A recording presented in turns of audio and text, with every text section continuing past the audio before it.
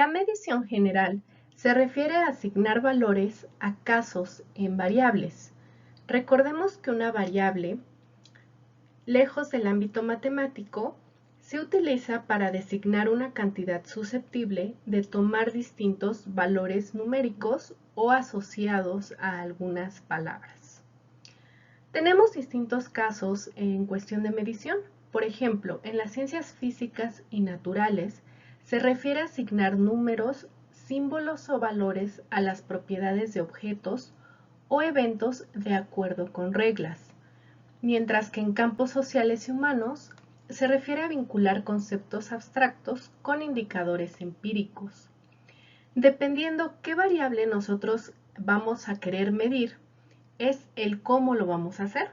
Puede ser a través de algún aparato, si se trata de alguna magnitud física, ¿verdad? Por ejemplo, el peso, pues vamos a utilizar una balanza, vamos a utilizar una báscula que está previamente calibrada, es decir, que nos va a dar un resultado válido, un resultado confiable. La vamos a utilizar para determinar el peso, pues, de ciertas personas que queremos incluir en nuestro estudio. Si nosotros quisiéramos medir, por ejemplo, la estatura o la talla, utilizaríamos una cinta métrica. Existen, pues, dispositivos correctamente ya validados para medir estas magnitudes físicas. En enfermería también tenemos otras magnitudes físicas que podemos estar midiendo con esos dispositivos.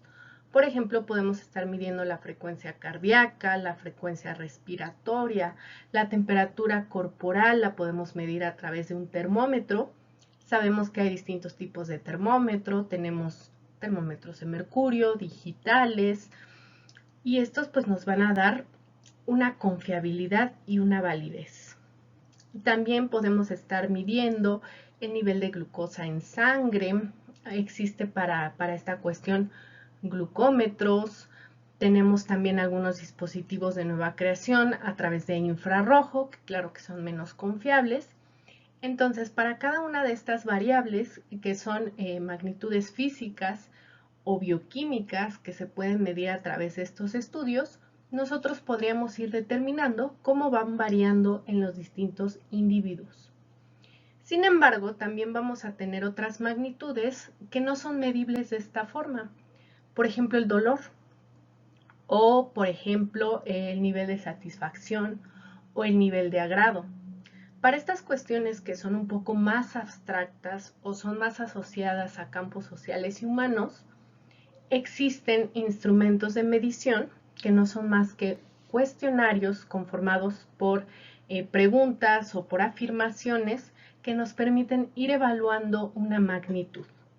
Algunos pues ya están completamente validados, ya están muy establecidos y se han creado pues distintas escalas en el área de enfermería. Por ejemplo, tenemos la escala de coma de Glasgow, la escala de dolor, puntuación de riesgo de caídas. Estas escalas pues ya se han creado, ya se han validado en la práctica clínica y son perfectamente funcionales para medir pues esas características o esas variables. Otras cuestiones como nivel de depresión, el nivel de angustia o nivel de agrado o qué tanto estamos felices en nuestro trabajo o qué tan funcionales son nuestros adultos mayores. Ese tipo de cuestiones más abstractas, a veces hay múltiples instrumentos que se pudieran estar utilizando porque están asociados a distintos casos y dependen pues de nuestro planteamiento del problema si vamos a utilizar uno u otro.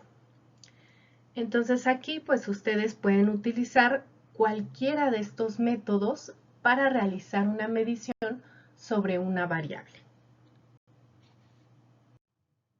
Dentro del enfoque cuantitativo en la investigación científica, para la parte de la recolección de datos, tendríamos que seguir los siguientes pasos de forma general.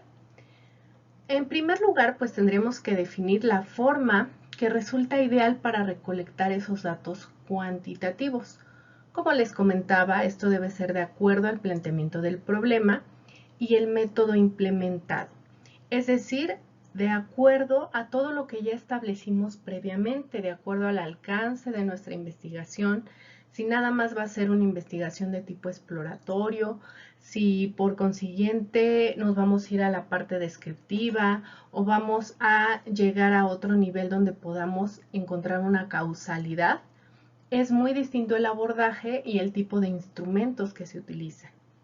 También depende de la hipótesis, de las variables que nosotros querramos relacionar, del diseño de nuestro estudio y del tamaño de nuestra muestra, y nuestra muestra de forma específica. Una forma ideal sería que nosotros podamos elegir o desarrollar uno o varios instrumentos o métodos para recolectar los datos requeridos. Lo ideal, lo más rápido, es utilizar instrumentos ya validados reportados en la literatura. El desarrollo de un instrumento pues es un proceso bastante largo porque, como ya les he comentado, tiene que ser validado, tiene que ser confiable. Posteriormente habría que aplicar los instrumentos o métodos, es decir, hay que medir todas las variables que yo propuse medir. Obtener los datos asociados a las personas o a la muestra que yo quiero medir o que yo estoy considerando. Podría yo codificar mis datos. Codificar es asociar números a las opciones de respuesta. La codificación se puede hacer después de obtener los datos o idealmente en la ruta cuantitativa también se hace antes. Hay algunas palabras, algunas preguntas que ya sabemos o ya es establecido que nos van a contestar. Entonces podemos codificarlas antes de aplicar ese cuestionario. Hay algunas preguntas que es posible que tengamos dudas y hayamos decidido dejarlas abiertas. Entonces aquí codificaremos posteriormente. También hay algunas cuestiones, por ejemplo, la edad, que no sabremos en qué edades van a estar nuestros pacientes o las personas que encuestemos, si es que no tenemos definida la edad de nuestra muestra. Tendríamos que codificarla después también, pero idealmente se puede hacer antes de aplicar el instrumento. Finalmente, pues habría que archivar los datos y prepararlos para su análisis estadístico. Y aquí es un punto importante. En la ruta cuantitativa, los datos se analizan a través de métodos estadísticos. Antes de que pasemos a la etapa de recolección de datos, es muy importante considerar nuestro trabajo previo. He aquí la importancia pues, de realizar un diagrama como el que pueden ver en la pantalla, donde se coloque el planteamiento del problema. También se coloquen datos asociados a nuestra muestra ideal. Por ejemplo, podríamos colocar dónde vamos a realizar nuestro estudio, cómo vamos a analizar los datos, a través de qué método pues vamos a recolectar los datos. Eso ya lo podemos ir sabiendo, ya lo podemos ir planeando. Es decir, si vamos a hacer un cuestionario, si vamos a hacer una entrevista cara a cara con la persona, si vamos a trabajar, por ejemplo, con niños, tenemos que saber que hay que hacer un consentimiento informado, en este caso para los padres. Si vamos a trabajar con adultos mayores, pues ahí el abordaje tal vez tenga que ser un poco distinto, tal vez tengamos que explicarles diversas palabras o inclusive tengamos que leer los cuestionarios. Tendremos que utilizar pues un método más asociado a una entrevista. Todo eso tenemos que planearlo, tenemos que visualizarlo antes de hacerlo. También es muy importante considerar el tamaño de nuestra muestra. Los recursos disponibles también van a ser determinantes en esta cuestión que es la recolección de datos. Tenemos que tener pues los recursos económicos disponibles y el tiempo. Y también tenemos que tener pues a las personas que van a ir a aplicar la encuesta, ya sea que lo vayamos a hacer nosotros mismos o vayamos a pedir ayuda pues de compañeros de trabajo o compañeros de la escuela. También es muy importante considerar la temporalidad de la recolección para ir planeando qué días tendríamos que estar haciendo pues este recabado de los datos. El recurso que utiliza un investigador para registrar información o datos sobre las variables que va a estudiar se le conoce como instrumento de medición y es un formato donde podemos colocar las preguntas y las respuestas asociadas. Los requisitos de este instrumento pues es que tiene que ser confiable, tiene que ser válido y tiene que ser objetivo. Un instrumento de medición confiable es aquel que proporciona resultados consistentes y reproducibles cuando se utiliza en condiciones similares. Es decir, si nosotros, por ejemplo, estamos midiendo el nivel de inteligencia o el nivel de presión de un conjunto de personas, nuestro instrumento será confiable si nosotros aplicamos, pues el día de hoy, ese instrumento sobre una población y días más tarde, sin haber hecho ninguna intervención educativa, volvemos a aplicar ese instrumento y obtenemos resultados que sean prácticamente iguales. Es decir, si una persona obtuvo en ese test que no tenía depresión, no esperaríamos que en el futuro o en el otro test que aplicamos saliera que la persona tiene un alto grado de depresión. Eso no sería confiable. En segundo lugar tenemos a la validez. Aquí el instrumento realmente mide la variable o el concepto que se supone que está midiendo. Como les decía, para variables en el área de las humanidades o en las ciencias sociales, una misma variable pues se puede medir a través de un conjunto de preguntas, inclusive a través de un cuestionario completo. La validez nos determina si efectivamente las preguntas que hicimos están midiendo esa variable de forma adecuada. Es decir, la validez viene más asociada a la revisión de todo el marco teórico al tener un sustento metodológico y teórico que nos permita precisamente evaluar esa variable solamente. En el caso de la depresión, pues ya tenemos distintos instrumentos de medición que ya son válidos. Por ejemplo, el cuestionario de Beck. Ese cuestionario pues ya ha sido validado, tiene sustento en la literatura y por lo tanto pues sí está midiendo esa variable que en ese caso pues es la depresión. Si nosotros quisiéramos hacer alguna adaptación a ese cuestionario, tendríamos que volver a validarlo según las adaptaciones que hemos hecho. Finalmente, un instrumento de medición debería ser objetivo, es decir, diferentes observadores o evaluadores obtienen resultados similares al aplicar el instrumento en las mismas condiciones. Un instrumento objetivo pues no depende del evaluador o de la persona que lo está aplicando.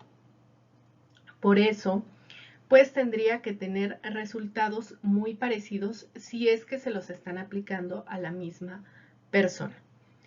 Un ejemplo podría ser, por ejemplo, un aparato para medir la presión. Si la persona está realizando adecuadamente la medición, no se esperaría que hubiera diferencias entre evaluadores si se trata de la misma persona en condiciones similares.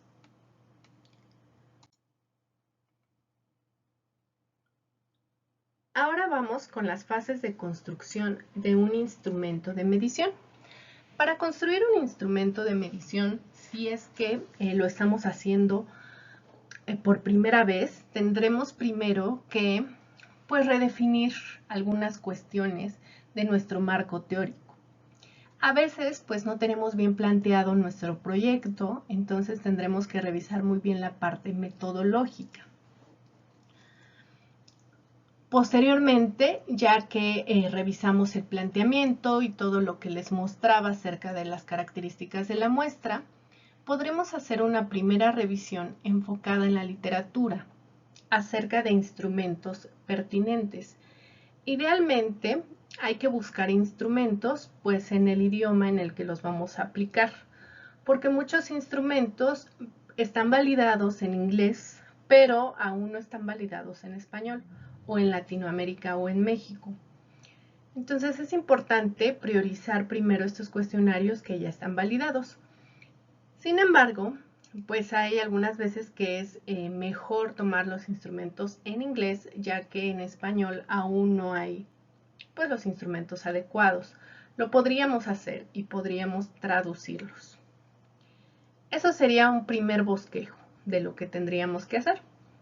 Posteriormente, hay que hacer una tabla de operacionalización de variables.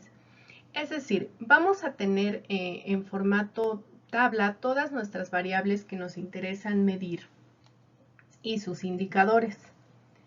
Cada variable va a tener distintos puntos asociados a la misma. A eso se le llama indicadores.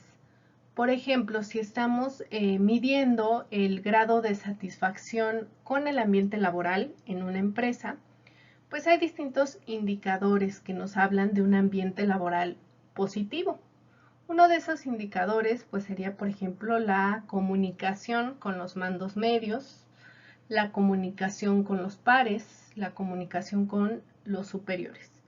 Entonces, aunque yo estoy midiendo la misma variable que es comunicación, lo estoy haciendo en distintos indicadores, porque una es la comunicación que yo tenga con mis jefes, otra es la comunicación que yo tenga a lo mejor con mis subordinados y otra es la comunicación que yo tenga con mis compañeros de trabajo. Entonces es importante que ustedes identifiquen qué indicadores podrían tener sus variables. Si estamos hablando, por ejemplo, de la calidad del sueño. Un sueño de calidad está asociado no solo a la duración del sueño, también está asociado a la calidad per se, es decir, a que no sea interrumpido. A una continuidad también podría estar asociado. Entonces, estas tres variables las podríamos medir. Bueno, la primera variable pues sería la calidad del sueño, precisamente. Y los indicadores podría ser, por ejemplo, la duración del sueño. Otra variable podría decir la interrupción del sueño. Entonces ahí, por ejemplo, en la interrupción del sueño, pues tendríamos el sueño se interrumpe, sí, no. Esa podría ser la pregunta para medir ese indicador. Si estamos hablando del tiempo, pues simplemente preguntaríamos, ¿cuántas horas duermes? Eso es importante. También podría ser importante para determinar la calidad si es que la persona duerme de forma consistente, es decir, en el mismo horario. Eso también nos indica calidad. Entonces, en este ejemplo, vimos que la calidad del sueño tiene distintos indicadores que nos van a medir esa misma variable. A partir de los indicadores, ya podremos generar las preguntas. Posteriormente, bien, en esta fase solamente hay que identificar el dominio e indicadores. Aún no hay que redactar las preguntas. Lo ideal es que a partir de un instrumento ya validado, nosotros podamos identificar las preguntas que miden la variable que nosotros queremos medir. Y si no hay variable que mide un indicador que nosotros queremos, si no hay pregunta que quiere medir ese indicador, es posible que tengamos que redactarla. O es posible que tengamos que revisar nuestro marco teórico y ver si en realidad nos conviene medir esa variable o ese indicador. Por eso hay que tomar decisiones clave y construir el instrumento. Es decir, ver si vamos a utilizar un instrumento completo, dos instrumentos, si vamos a tener que agregar preguntas o quitar preguntas, si vamos a tener que traducir ese instrumento o adaptarlo al contexto sociocultural. Todo esto se hace en esta parte de la toma de decisiones clave. Posteriormente y de forma ideal se realiza una prueba piloto. ¿Qué es una prueba piloto? Simplemente es una prueba sobre una pequeña parte de la población, idealmente 30 o 50 personas. Pero también hay pruebas piloto con 20 personas o con 15 personas. La idea de esta prueba piloto es que podamos ver cómo se comporta nuestro instrumento en una población o en una muestra modelo, en una muestra muy pequeña. Con esta muestra pues vamos a calcular la confiabilidad del instrumento y ver si en realidad lo podríamos aplicar ya a nuestra muestra final, o si por el contrario tendríamos que hacer algunas adaptaciones culturales, adaptaciones de idiomas o de léxico. Finalmente, pues hay que elaborar la versión final del instrumento o sistema y su procedimiento de aplicación. Hay que definir bien quién lo va a aplicar, cuándo, cómo lo va a hacer. Hay que revisar si hay que entrenarlo o no a esa persona. En el paso posterior, pues, viene la parte de entrenar al personal y obtener las autorizaciones pertinentes. Aunque las autorizaciones pertinentes, bueno, se ponen aquí porque a veces para que te den autorización de aplicarlo, más bien la mayoría de las veces, necesitan ver tu protocolo de investigación y necesitan ver tu versión final. Y muchos hospitales o muchos centros de trabajo te piden que pues tu cuestionario sea validado. Y una forma de validarlo, una forma de determinar confiabilidad es haber realizado un previo, es tener una prueba piloto. Esto, la forma de solucionarlo, si es que no tenemos mucho tiempo y no vamos a hacer esa prueba piloto, sería utilizar un instrumento ya validado y mencionarlo pues cuando vayamos a pedir esa autorización pertinente. Muchas veces también estos procesos son más sencillos si nosotros trabajamos en ese hospital o en ese lugar donde se va a aplicar la encuesta. Finalmente, pues hay que hacer la administración del instrumento. Estos serían los pasos pues correctos que tendremos que estar siguiendo para aplicar ese instrumento de medición. Como les decía, en la práctica muchas veces no se hace la prueba piloto. Entonces, más bien, esto es una cuestión ideal de lo que se debería estar haciendo. En esta tabla obtenida del libro de Sampieri de las rutas cuantitativas, cualitativas y mixtas, se nos muestran algunos ejemplos de instrumentos para medir el bullying y la personalidad. Aquí es muy importante mencionarles la parte que dice aquí de instrumentos en español, o acá, instrumentos validados en español. Es lo que les decía, muchas veces los instrumentos pues se generan en inglés, la primera vez que se publican, pero posteriormente se hace la adaptación al español o a otros idiomas. Y finalmente el último paso pues sería que se haga inclusive la tropicalización para utilizarlos en Latinoamérica o en México, porque es muy distinto nuestro contexto, por ejemplo, al de España. Por eso es interesante utilizar ya instrumentos en español o idealmente adaptados al contexto de Latinoamérica. Sin embargo, los instrumentos pues van a tener un nombre y con ese nombre nosotros podemos encontrar las preguntas del cuestionario. Muchas veces los artículos científicos no traen reportados los cuestionarios completos. Nos mencionan nada más, se utilizó, por ejemplo, para medir la personalidad, el PAI o el inventario de personalidad. Entonces, si nos menciona el PAI, por ejemplo, hay que buscarlo con esas siglas, hay que buscarlo en Google Académico, hasta que encontremos el cuestionario completo. Ustedes pueden trabajar con los cuestionarios completos que les mencionan las preguntas. A veces no vienen las preguntas como tal, simplemente nos muestra una tabla donde nos coloca las variables y nos coloca distintos parámetros estadísticos. Esto lo hacen comúnmente artículos que nos publican la confiabilidad o la validez de los instrumentos. A veces no nos ponen las preguntas completas, pero muchas veces pues son bastante intuitivos. A través de las variables nosotros podemos recrear ese cuestionario. Entonces esa sería pues otra forma de hacerlo. Lo ideal siempre es que se encuentren las preguntas completas y muchas veces ya las preguntas ya vienen codificadas.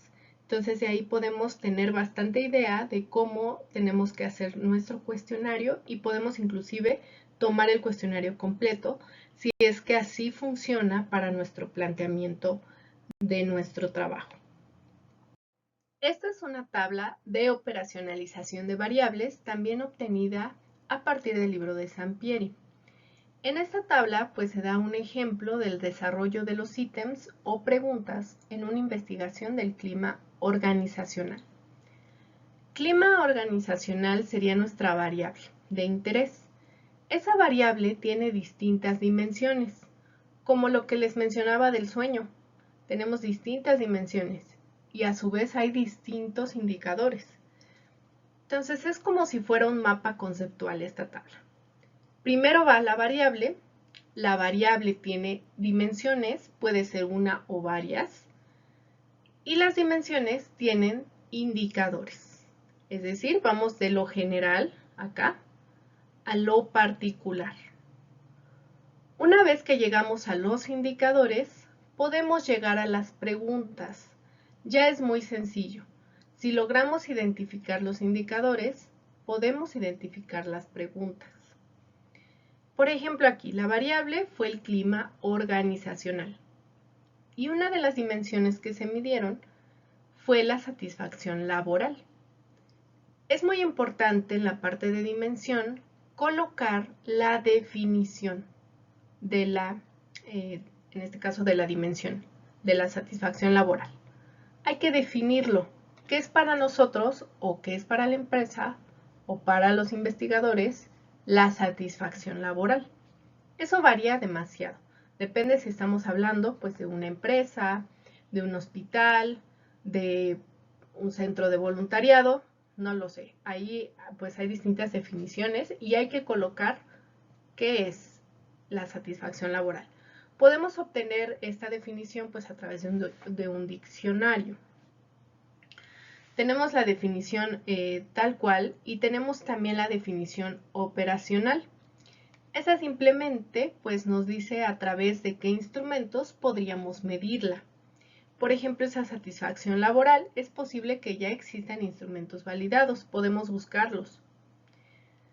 Los indicadores, en este caso, vienen asociados a la dimensión, es decir, también son satisfacción, pero una sería satisfacción con el superior inmediato, es decir, con mi jefe. Y el segundo indicador sería satisfacción respecto a la empresa.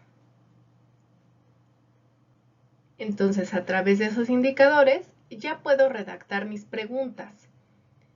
Entonces, la satisfacción con el superior inmediato, en este caso, se podría preguntar con esta afirmación. Dice, estoy satisfecho con la relación con mi jefe. Y me da diversas respuestas en forma de escala. Lo mismo para la satisfacción respecto a la organización. Las distintas preguntas que nosotros realicemos a través de nuestro instrumento de medición tendrán que ir codificadas, ya sea que nosotros realicemos una precodificación o que codifiquemos después de la aplicación. Simplemente consiste en asignar números o códigos diferentes a categorías de una variable para facilitar el análisis estadístico. Recordemos que la estadística pues tiene una parte matemática, o más bien está basada en las matemáticas, por lo que tendremos que asociar palabras a números para poder operarlos y para que nos entiendan los distintos software estadísticos. Aquí hay algunos ejemplos de codificación. Por ejemplo, si nosotros preguntamos ¿cuál es tu sexo? Y tenemos dos categorías, es decir, dos opciones. Tenemos masculino y femenino. A cada una de esas categorías nosotros le vamos a asignar un valor. Se asignan valores enteros y se tiene que empezar por el número 1 o por el número 0 en algunos casos. El número 0 se utiliza a cuestiones que tienen que ver más con opiniones. Cuando estamos hablando de categorías como esta, se empieza desde el 1. Entonces asignamos 1 y 2. También lo pude haber puesto de forma contraria. Pude haber puesto el femenino arriba y el masculino abajo. Y la codificación 1 y 2. No me afecta. Posteriormente tengo otra codificación. Si es que yo pregunto, ¿cuál es tu religión? yo puedo colocar pues distintas religiones y también colocar la opción otros. Así, pues de esta forma es más fácil para mí el tratamiento de los datos, porque muchas veces cuando se les hace la pregunta abierta de cuál es tu religión, pues me contestan una gran cantidad de cosas. Muchas de ellas pues se pueden agrupar en estas 4 categorías. Y ya nada más tengo otra opción, pues por si tiene alguien alguna otra religión. También asigno en este caso números del 1 al 5. Finalmente, si yo pregunto cuál es tu puesto en la empresa, voy a tener pues distintos puestos, por ejemplo, intendencia, empleado C, B, A, jefe, puede ser jefe de oficina, jefe de departamento, supervisor, administrativo. Hay una gran cantidad de puestos. Aquí sí importa el orden que yo utilice. Generalmente, pues damos el número menor a quien tenga, en este caso, pues un rango menor en la empresa. Si estuviéramos hablando de grado de estudios, daríamos un número menor a quien tuviera menos años de estudios. Por ejemplo, si pusiéramos la opción de primaria, a esa persona tal vez le pondríamos el 1, secundaria 2, preparatoria 3. Es decir, aquí sí llevamos una jerarquía, o sí importa el orden. En la ruta cuantitativa, comúnmente nuestros instrumentos de medición son en formato cuestionarios o tienen escala de actitudes. La escala de actitudes se verá posteriormente. Un cuestionario simplemente pues puede ser de 2 tipos, que nosotros coloquemos preguntas abiertas o preguntas cerradas. Preguntas cerradas, nosotros delimitamos las opciones de respuesta antes de dárselas a la persona. Las preguntas abiertas lo dejamos totalmente opcional. La persona me puede contestar prácticamente lo que quiera o puede decidir no contestarme en ese caso. ¿Cuál es la desventaja de las preguntas abiertas? Que luego para mí como investigador es difícil cerrarlas. Si ya tengo pues todas esas redacciones extensas, luego yo tengo que agruparlas. Por ejemplo, si yo le pregunto a la persona, ¿a qué te dedicas? Me puede poner una gran cantidad de historias, inclusive me puede poner distintos tipos de trabajo. O me puede llamar una profesión de una forma y a lo mejor una persona se refiere a lo mismo, pero me la llama de otra forma. Entonces aquí el investigador tiene que tomar muchas decisiones después de haber aplicado el cuestionario. Sin embargo, si se hace el esfuerzo previamente de hacer preguntas cerradas, la persona no tendrá otra opción que elegir la categoría que mejor se adapte a su situación actual. En el caso de a qué te dedicas, podríamos colocar opciones de respuesta: ama de casa, desempleado, empleado, por ejemplo, o estoy en el sector educativo, o soy jubilado. Entonces hay distintas opciones que podemos colocar. Y podemos colocar también la opción, si lo consideramos estrictamente necesario, de otras, para que la persona especifique a qué se dedica. Sin embargo, muchas veces hay que decirlo, que si colocamos otras, a veces nos ponen lo mismo que ya estaba arriba. Por ejemplo, si nosotros pusimos la opción de desempleado, la persona podría contestar en otros y podría decir no trabajo. Se refiere a lo mismo de desempleado. Entonces esa es la desventaja de colocar la opción de otras. Habrá preguntas que sí sea necesario colocar esa opción. También hay algunas preguntas que se consideran obligatorias. Esto depende del contexto de la investigación. A veces es necesario preguntar el género, preguntar la edad, el nivel socioeconómico de la persona, su estado civil, su escolaridad. En el área médica o en el área de enfermería será importante conocer los antecedentes patológicos o los antecedentes heredofamiliares o los hábitos de vida. Entonces, ese tipo de preguntas tal vez no estén expresamente en nuestro cuestionario, pero es necesario conocerlas porque nos van a permitir caracterizar nuestra muestra. Es necesario también preguntarnos cuando estamos haciendo un cuestionario de si las preguntas que nosotros estamos redactando son necesarias, son concretas y no las van a responder de forma sincera. No podemos preguntar cuestiones tan personales o al menos no podemos hacerlo de ciertas formas. Tenemos que pensar si la persona realmente nos podría contestar de forma sincera o por el contrario solo contestaría por contestar. Entonces hay que pensar cómo lo haríamos nosotros en una instancia inicial. También tendríamos que pensar en hacer un instrumento de medición que pudiera contestarse en un tiempo no muy largo. Instrumentos de medición que lleven más de media hora comúnmente no son recomendables. Se busca que sean cortos, pero que sí nos den la información que necesitamos. Es decir, por ejemplo, instrumentos de 8 preguntas tal vez no sean lo ideal porque no nos midan todo lo que queremos medir. Hay instrumentos ya validados que tienen 10, 12 preguntas, eso es cierto, pero muchas veces se complementan con otros o están pues correctamente diseñados que pudieran aplicarse así. Lo que no podemos hacer es partir de un cuestionario que nosotros hagamos que no esté ni validado ni confiable y que sea de muy pocas preguntas, porque seguramente no va a responder a todas esas variables o a todos esos indicadores que nosotros propusimos. Aquí hay un ejemplo de cómo podríamos pasar de una pregunta abierta a una pregunta cerrada. Aquí, pues la pregunta se hizo abierta en el cuestionario y las personas me contestaron una gran cantidad de cosas.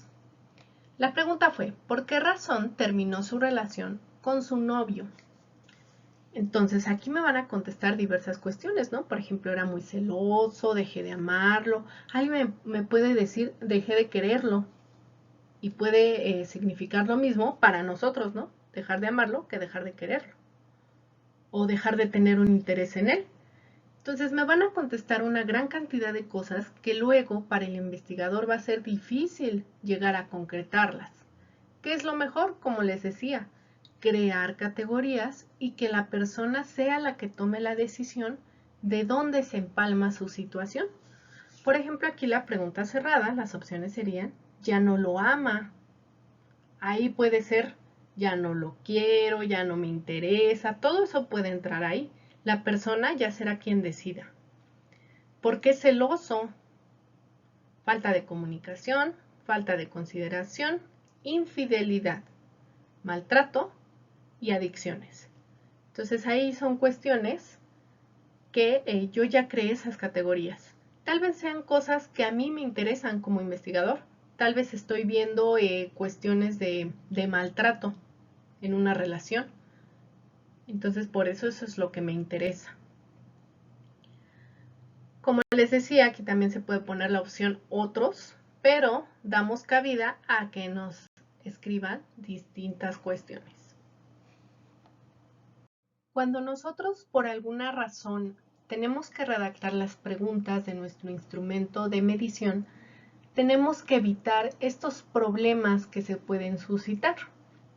Entonces aquí tengo 12 cuestiones o problemas que se pueden estar presentando. Uno es la vaguedad de los términos, es decir, que yo no sea específico en mis preguntas, que esa pregunta sea tan vaga que suena inespecífica y la persona no sabe qué contestar. Por ejemplo, podría ser, ¿por quién va a votar? Eso es muy vago, no estoy diciendo en qué elecciones, en qué lugar, ni cuándo. Entonces todo esto pues está demasiado genérico que la persona no va a saber qué contestarme. Hay que arreglar esa pregunta. En este caso de las elecciones pues habría que especificar por quién va a votar el sábado tal en las elecciones para presidente. Entonces hay que ser muy específicos. Otro problema podría ser 2 o más conceptos o 2 preguntas en una sola. Por ejemplo, podría ser, ¿por qué dejó a su novio? ¿Y su novio era violento? Esas son 2 preguntas, son 2 cuestiones. una estás evaluando porque lo dejó y otra estás evaluando si la persona era violenta. Entonces no puedes colocar dos preguntas en una. Tienes que hacer otra pregunta. Muchas veces también esto aplica cuando preguntamos algo y preguntamos cuál. O preguntamos por una frecuencia y colocamos en una de las respuestas cuál o algo asociado a una explicación. Lo que conviene más aquí pues es separar las preguntas. Poner primero, a lo mejor, ¿su novio ejercía violencia contra usted? Sí, no. Esas serían las respuestas. Y en otra pregunta, si usted contestó afirmativamente, ¿qué tipo de violencia ejercía? Y colocar las opciones de respuesta. Entonces hay que dividir esas preguntas. A veces hay algunos instrumentos que no están validados, que encontramos en tesis, que no vienen correctamente elaboradas esas preguntas. Entonces si encuentran dos preguntas juntas, simplemente sepárenlas, porque luego en la parte estadística va a ser muy difícil poder adaptarlas o va a ser más trabajo. Luego hay instrumentos de muchísimas preguntas que tienen muchas preguntas compuestas o muchas opciones de respuesta que realmente no son aplicables a nuestro contexto. Entonces hay que evaluar esa parte. Otro problema es que las preguntas tengan muchas palabras. Por ejemplo, que nosotros estemos dando demasiadas explicaciones respecto a un contexto o un concepto y luego hagamos la pregunta. Esto solamente confunde a la persona y muchas personas ni siquiera leen la pregunta completa. Entonces hay que hacerlo muy sencillo, hay que incluir las palabras adecuadas. Otro problema es hacer una pregunta negativa. Las preguntas no tendrían que redactarse en negativo porque confunden. Muchas veces estamos negando una negación o muchas veces al nosotros preguntar en negativo nos responden en negativo. Es una cuestión pues psicológica hasta cierto punto de vista asociada a nuestro comportamiento humano. Entonces por eso las preguntas pues se redactan en afirmaciones o en preguntas neutras, no negativas. Otro problema es que contenga jerga lingüística. ¿Qué quiere decir esto? Pues que utilicemos palabras que utiliza la gente joven, por ejemplo, o los adultos. Y pues no todos las entienden. Por ejemplo, que digamos, ¿qué tan padre consideras que es el nuevo candidato? Entonces puede que no muchos entiendan eso de padre o chido o cualquier otra palabra que no está en un contexto pues de todos, de todas las personas. También otro problema que podemos tener es que se traslapan las categorías de respuesta. Esto se da sobre todo en cuestiones numéricas. Por ejemplo, a veces podemos preguntar la edad, pero ya crear intervalos y colocar, por ejemplo, de 0 a 5 años, de 5 a 10 años. Ven que el 5 está en las dos categorías, entonces si mi hijo tiene 5 años, ¿dónde voy a responder? No lo sé. Una persona puede responder en de 0 a 5 y otra persona en de 5 a 10. Y no lo voy a estar contabilizando adecuadamente. Entonces hay que corregir esa parte. Otro problema son las categorías de respuesta sin balance entre las favorables y las desfavorables. Cuando nosotros creamos respuestas, como por ejemplo, medimos nivel de satisfacción, por ejemplo, y colocamos estoy satisfecho, estoy parcialmente satisfecho, no estoy satisfecho. Ahí sí es equilibrado porque tenemos una positiva, una negativa y una neutra. Pero si yo quiero agregar otra categoría y por ejemplo la pongo en el lado de las negativas, digo estoy muy insatisfecho. Entonces tengo dos negativas, una positiva y una neutra. ¿Qué tendría que hacer ahí? Pues tener dos positivas y dos negativas. Entonces hay que equilibrarlo. Si tenemos un número par de respuestas, tendría que ser la mitad positiva y la mitad negativa. Si tenemos un número impar de respuestas, la de en medio tiene que ser neutra. Entonces hay que tener cuidado con eso. Otro problema es la incongruencia entre la respuesta, las respuestas que demos y la pregunta. Es decir, no podemos preguntar algo y luego dar opciones que no tienen nada que ver con esa pregunta. Hay que arreglarlo. El siguiente problema es que solo una parte de los participantes pueden entender la pregunta. Es lo que les decía que pasa cuando se coloca comúnmente la palabra describe o cuál, que se quieren hacer dos preguntas en una.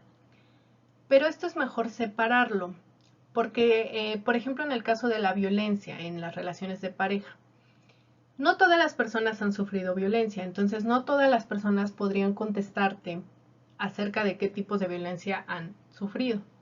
Entonces, por eso es importante separar las preguntas y de esta forma, pues ya la persona, si eso no aplica, pues no lo contesta. Si puso no en la anterior y acá, pues ya no lo contesta. Y ya, sin embargo, si tú lo pones junto, si pones, ¿ha sufrido violencia y qué tipos? La persona no ha sufrido violencia, entonces no te puede contestar las dos cosas. Bien, en el problema número 10 tenemos la utilización de términos técnicos o en otro idioma. Aquí es muy importante pues recordar que estamos haciendo un cuestionario para una muestra específica de personas y pues tienen un contexto académico y cultural tal vez distinto al de los investigadores o tal vez pues tienen otras experiencias que no le hacen pues entender distintos términos técnicos, entonces no hay que utilizarlos. Por ejemplo, en el ámbito médico, a lo mejor no le vamos a preguntar cuál es su presión arterial en milímetros de mercurio. Tal vez no tiene claro ese concepto de presión arterial. Y si se lo vamos a preguntar, hay que explicárselo. O por ejemplo le vamos a decir cuál es su nivel de glucosa postprandial. Entonces, no nos va a entender qué es postprandial. Sin embargo, le podemos decir, pues después de que consumió alimentos, 2 horas después, cuál es su nivel de glucosa. O de azúcar inclusive podemos decirle, dependiendo a quién estemos encuestando. También no es adecuado colocar términos en otros idiomas. Por ejemplo, hay algunos términos que ya se utilizan, pero no es recomendable. Por ejemplo, en este caso, marketing o benchmarking, todo eso no lo manejan todas las personas. Entonces no es recomendable colocarlo. Finalmente, otro problema es que la pregunta puede ser inadecuada para parte de la población. También tiene que ver mucho con esta parte de que solo algunos pueden entender la pregunta porque lo han vivido.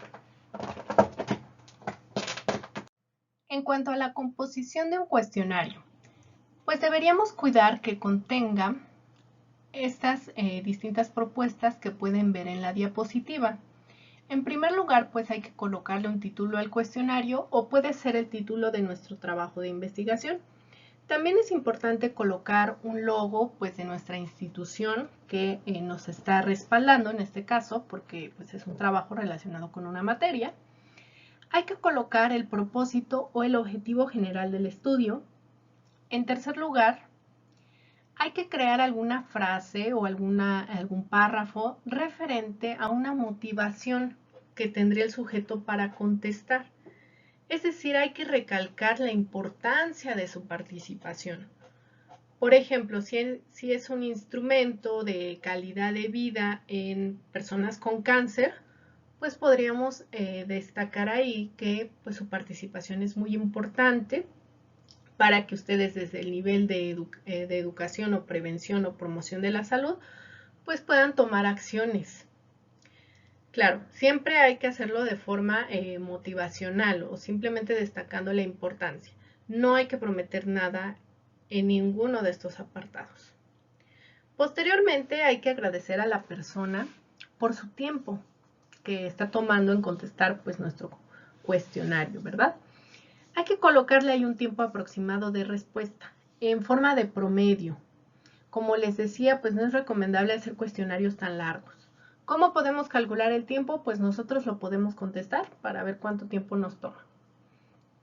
También hay que colocar un espacio para que la persona indique su consentimiento. El consentimiento informado se puede redactar de forma breve si es que la institución no nos lo solicita. Entonces se puede colocar pues una leyenda donde la persona indique que ha leído la información o sea, le ha leído la información y está de acuerdo en participar. También hay que colocar ahí que pues no habría daños o prejuicios ni beneficios a su persona por participar en ese estudio. Entonces puede ser ese consentimiento muy pequeño, un párrafo, o si la institución no lo solicita, hay que redactar un consentimiento informado. Cuando se trabaja con pacientes o con personas, público general, sí hay que redactar consentimientos y tenerlos resguardados. Entonces, bueno, esto depende mucho en dónde vamos a aplicarlo. Si vamos a aplicarlo a nuestros compañeros de la escuela, pues con un breve consentimiento en esa hoja donde presentemos el instrumento, será más que suficiente. Es importante pues incluir la firma. Muchas veces se colocan firmas de testigos o del investigador.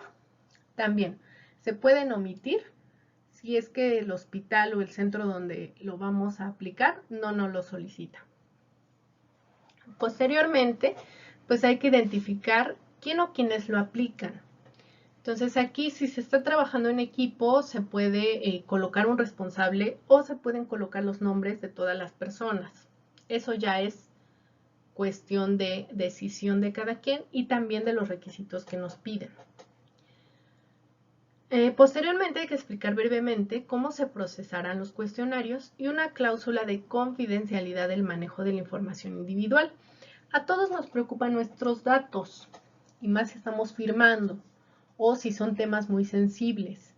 Por eso siempre hay que garantizar que sus datos serán asociados a un código, es decir, que no los vamos a identificar por nombre. Por eso los nombres no se piden comúnmente. Siempre se pone pues algún ID o pues simplemente se van nombrando los cuestionarios. Hay que colocar también instrucciones iniciales claras y sencillas. Y si es necesario, hay que colocar un ejemplo de una pregunta que no sea la misma de su cuestionario. Es decir, si yo estoy, por ejemplo, haciendo un cuestionario de hipertensión arterial, no voy a colocar como pregunta inicial de ejemplo cuáles son sus niveles de hipertensión o, perdón, cuáles son sus niveles de presión arterial o si tiene la persona hipertensión. No lo voy a colocar porque la persona se puede confundir, puede pensar que ya está contestando el cuestionario. Simplemente puedo colocar, por ejemplo, cuál es tu color favorito y ver cómo se tiene que marcar la respuesta. Esa sería una opción y una recomendación.